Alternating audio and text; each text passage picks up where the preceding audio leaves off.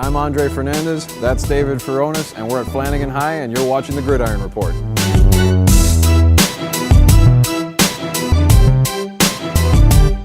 All right, David, another fun week of action.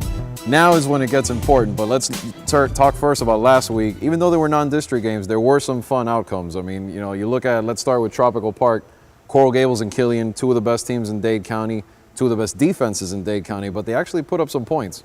Yeah, well, Killian's defense and special teams scoring again. The defense and special teams almost scores as much as the offense does with the Cougars. Corey Johnson's squad, they remain undefeated.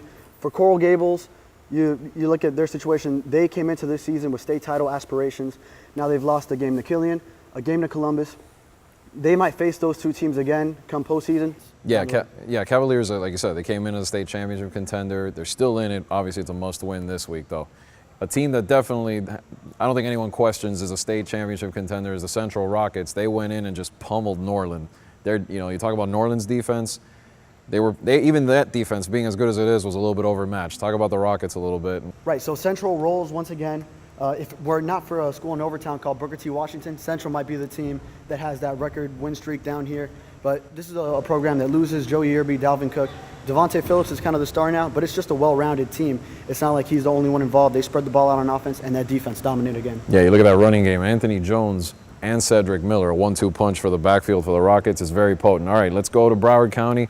Nail-biter between Cardinal Gibbons and Coconut Creek last week. Creek had the game up by 12, and Gibbons just came in and took it from him right there at the end. Yeah, we talked last week about how this is the first true test for Cardinal Gibbons. Well, they passed it. They came back from a 27-0 run that Creek had after Gibbons had started off the game with a 2-touchdown lead.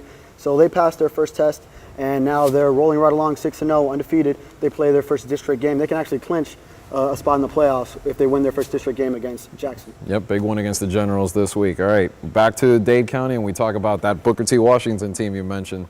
Had a tough time with Northwestern. The Bulls seem to always have a way of making the Tornadoes look worse than they really are. Well, Booker T. Washington, I think the defending national champions and winners of 33 in a row, I think they're allowed one game like this where they kind of struggle, they make their mistakes, 4 turnovers. Forgive them for one bad one, right? Right, exactly. Okay. So, and they still end up winning this game by 2 touchdowns against a tough neighborhood rival.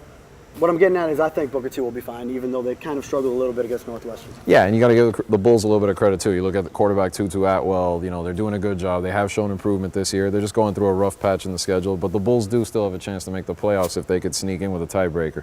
All right, here's the upset of the week. I thought Varela comes in and takes down previously unbeaten Reagan.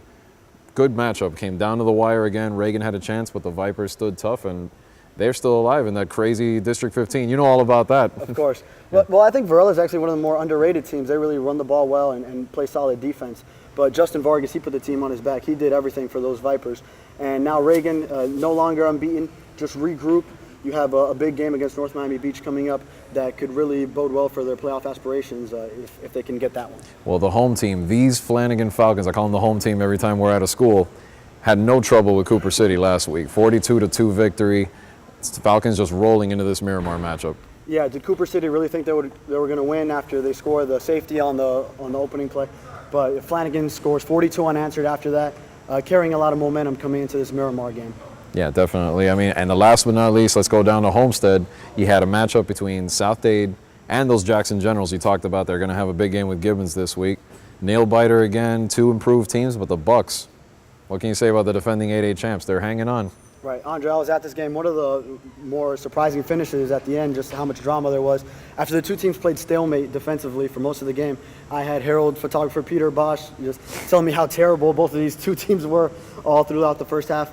But then Jackson scores late with a minute remaining. Desmond Phillips was phenomenal on that drive. And who would have thought that South Dade would score in a minute after only scoring on their first possession? But give it up to P.J. Coates. That kid showed a lot of hearts. He completed 3 passes on that drive. He got rammed into the fence and was down for a while on a late hit out of bounds. That fence is really close to the field at Harris. And then he got right back up. Next play, he took a couple Jackson defenders with him into the end zone. He showed a lot of heart. Tough kid, that P.J. Coates. He definitely has shown a lot of toughness this year. And tell Peter we love him and all, but leave the picks to us, right? Right. Now we're just here. We'll be back with our picks in our next segment.